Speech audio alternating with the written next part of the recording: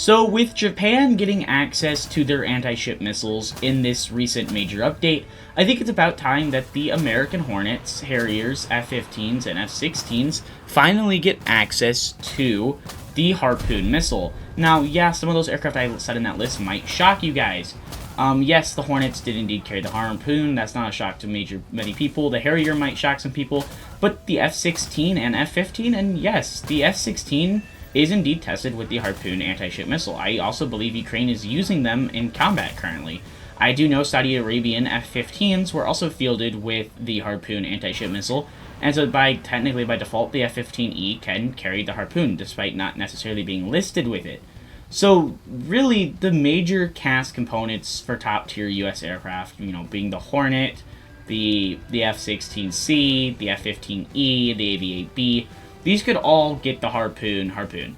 And basically, if Gaijin wanted to model it, somewhat correctly, or obviously they can change how they wanted to model it, it could basically just act a lot like the KH-38. Obviously, it'd be different. It really would depend on what model they want to add. There's so many different models of the Harpoon out there, depending on like the warhead and actual guidance type, and obviously the speed.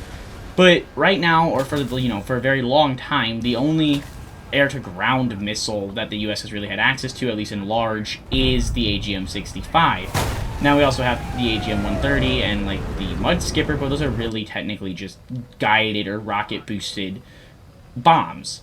And so really getting another missile for U.S. cast would be very nicely received, especially if we're not going to see the anti-radiation missiles coming to the game quite yet.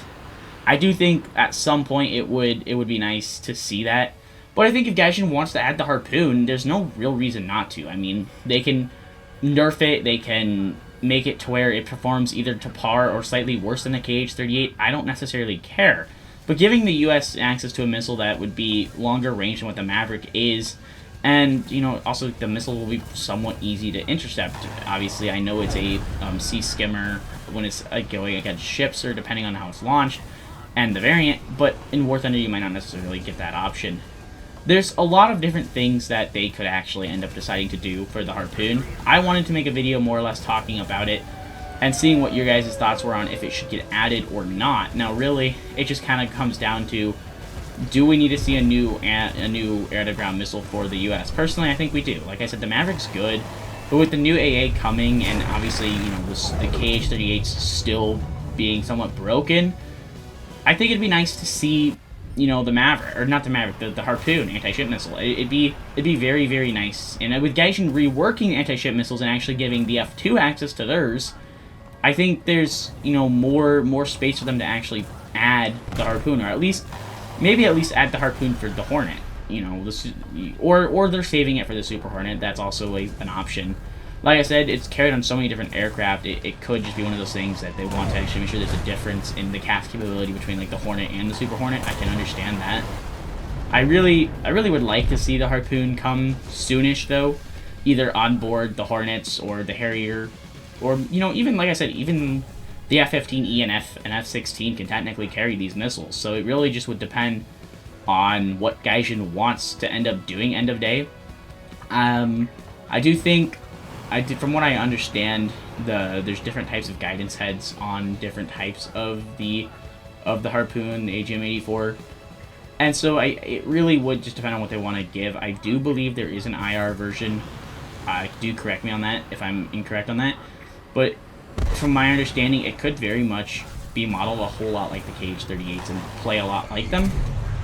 And as far as actual balancing that goes, you wouldn't be able to carry as many as like what the Su-30 does. The Su-30 would carry more KH-38s than the Hornet could carry Harpoons. I believe the Harpoon could be limited to 4, unless it's more on the Super Hornet, and I don't necessarily remember.